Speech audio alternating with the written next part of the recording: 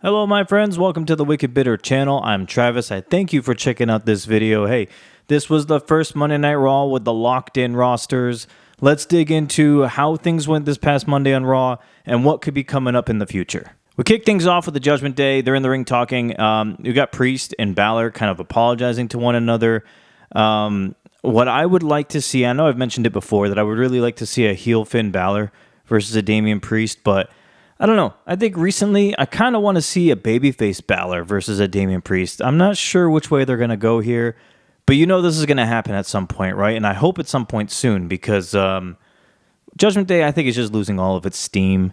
I think it's time to break it up. I don't know how they're going to do it, but I would like to see it done very soon. Maybe, I mean, I don't want it to happen, but maybe as soon as King and Queen of the Ring.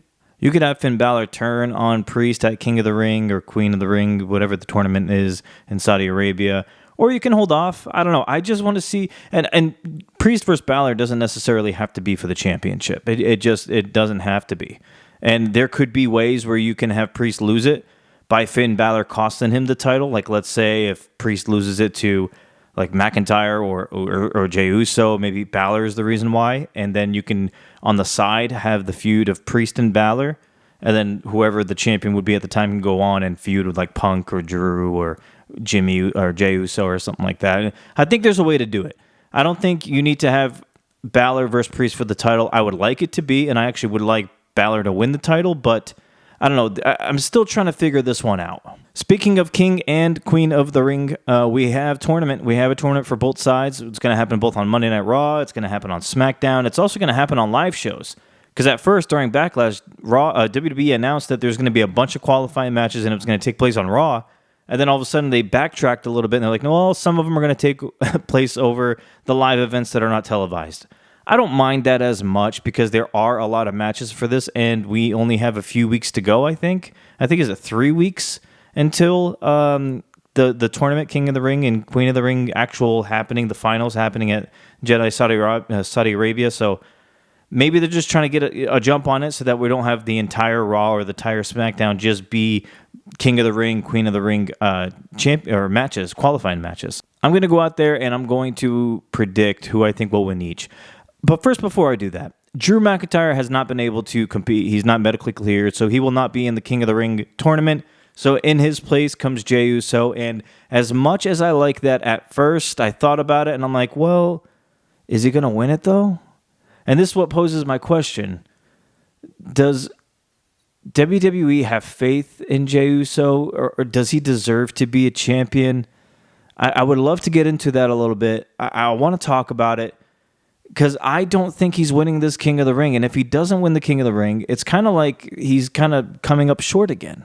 I fully expect what it looks like it's going to be Dragunov versus Jey Uso. Now, I would like to see Dragunov win just so we can most likely see Gunther versus Dragunov in the semifinals. Like that's a dream match. That's what I want to see. We've seen it before in NXT, and if you haven't, you got to go back and watch it. They've had great matches. I would like to see that in the semifinals.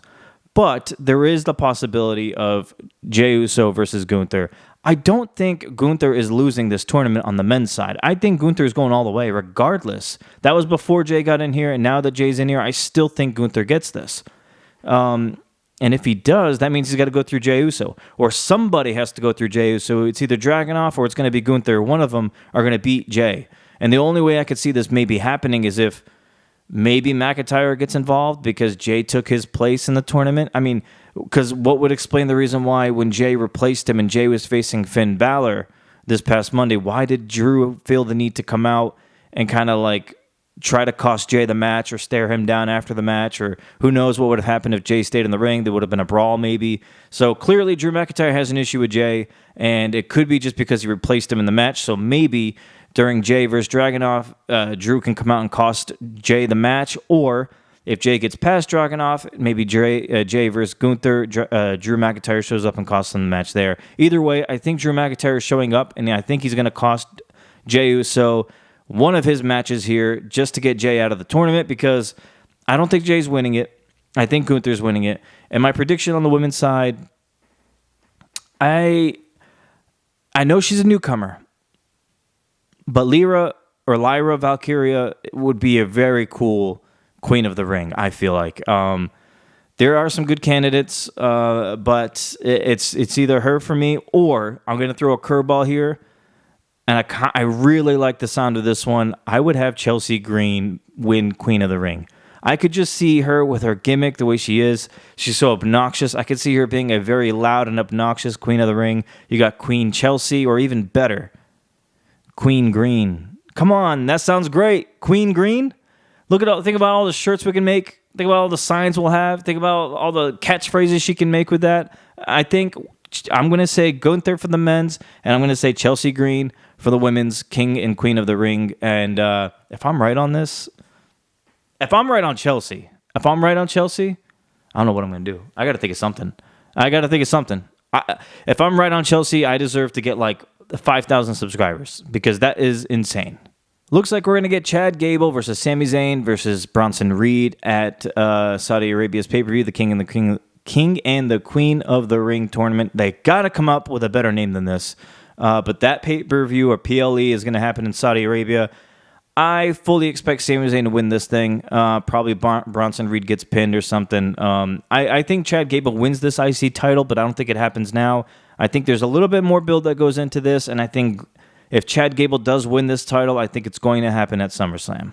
We got a little hokey kind of thing going on here with Drew left in a car, and then like 3 seconds later, CM Punk pulled up in a car, and Adam Pearce was like, "Oh, you just missed him." I mean, kind of, this whole back and forth thing with Punk and Drew has been great so far, but at some point we got to do something here, or they both got to be cleared soon or something. Like, so what's the goal here?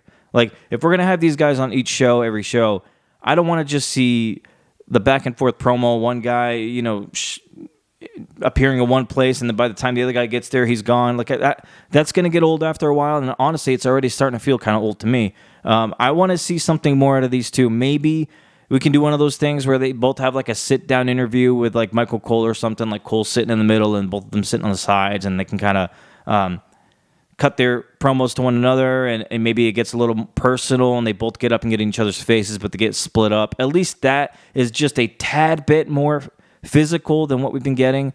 If they're both not cleared yet, I hope they're cleared by SummerSlam, because I don't think this match is happening at the King and Queen of the Ring tournament in Saudi Arabia. I think this is definitely the SummerSlam match they want, and that means we're going to have to stretch it for a little bit longer, so they're going to have to come up with some more things to do with this one.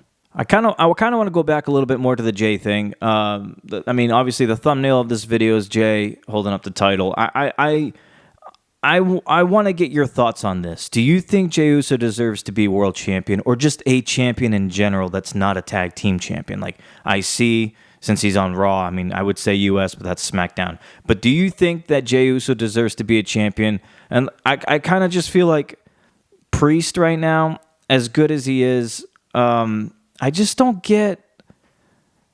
I don't get like the over vibe for Priest. Like, he's kind of showing instances of where he's got like babyface type of tendencies. Like, doesn't want Balor, he doesn't want McDonough to get involved in his matches. He doesn't want them beating up on his opponent afterwards. Like, he's been yelling at them about it. Like, so he is technically still a bad guy. He's still a heel, but he's showing like sympathy in some cases. He's showing like babyface type stuff. So does this mean Priest becomes a babyface? Are they going to turn him? Are they going to make the Judgment Day turn on Priest, making him the good guy and them the bad? If they do that, I just try to think of like how the crowd would react to Priest, you know? And this all ties into Jey in a second. Just give me a moment here. Like, just think about how Rhea technically is a heel, but she has been received by fans as such a babyface. Like, people love her. They'll chant for her. They'll go nuts for her. They post about her. They tweet about her. I mean, she's a lot of people's crushes. I mean, she is. Everybody loves Rhea Ripley, and she's a bad guy, and she's not supposed to be, according to the fans. So people love her. They want her to be a good guy. They want her to be a babyface. They want Rhea to be a babyface. So my point is, Priest isn't getting that type of treatment from the crowd. They are kind of either giving him nothing as far as reaction, or they boo. So, and when they boo, it's not even like heavy boos. So it's not even close to Dominic level. It's not close to Nia Jax level. It's kind of just like We don't know what to think about Priest. So if you turn him face, are we going to get that much of a backing for him? Now, where Jey Uso comes into the picture, should they have given him the title? Should they have had him beat Priest at Backlash? I mean, because Jey Uso has been kind of coming up short lately, but he is so damn popular with people. It's insane. And I'm not even just using France as the standard here, because that was insane. That's almost uncomparable. What they went absolutely ballistic for this guy, and that was one of the coolest things about Backlash. It was one of the coolest things to watch on, afterwards, with the lights in the crowd, everybody doing the hand motions. I mean, Pat McAfee's getting up on the table doing it every week. You're seeing videos about it on TikTok and Instagram, people using his songs. I mean, he is very popular right now. People love Jey Uso. That reaction for him every time, no matter where he goes, no matter what state, city, country, he is getting a crazy response, right? And I know a lot of it is because his music's so hype. But in the ring, everybody chants yeet when he does his moves. I mean, during his promos, he's not a traditional promo guy. He the way he delivers promos is very different and unorthodox, which is completely fine. It's nice to have a little bit of diversity and not everybody doing the same thing the same way. So for Jey, is he over enough, or does WWE trust him to be champion? Do they have faith in him as a champion? I can tell you right now, I do enjoy Jey Uso. I like him. I'm a fan of his. I don't think he really has like 5-star quality matches. And I'm not like rating matches through like Dave Meltzer does and everything like that, but he doesn't have like these barn burners. I mean, just his match against Jimmy at WrestleMania was kind of a letdown to a lot of people and to the Usos themselves. So I don't know. I don't know what it is about Jey. Is he just missing one thing? And if it is, what is it? What's he missing? What do you think could push Jey over the top? He's got the people behind him. He's got the look. He's got the music. He cuts pretty decent promos. I need to see more of it. His matches aren't bad, but they're not insanely great either. And WWE has given titles to people before who are not that great in the ring. It's just they just have. So what is it? Or am I just thinking too soon? Are we just getting caught up too soon? Is he eventually going to win a title? I'm not sure. I believe he'll win one. I just don't know when, and I don't know how. But I do think if he's going to beat Priest, something within me tells me that it's going to be because the Judgment Day, like Finn Balor and JD, cost Priest the match, and I feel like they cost him the match intentionally. I think they get tired of Priest, and I think they cause him to lose the match on purpose, and that's how Jey wins the title. I'm not saying that makes Jey look great, but maybe his popularity is so overwhelming that even something like that with an asterisk, it might be okay, it might be passable. What do you guys think? You let me know if you think Jey should be a champion, and if he is, how would you book him becoming champion? Real quick, I wanted to mention, if you've made it to this part of the video and you haven't subscribed to this channel yet, we are putting out wrestling content every single week, multiple times a week. So this is the place for you. If you subscribe and like this, it's going to reach more people. That just hands down what it is. I really want this channel to have as many wrestling fans as possible on it.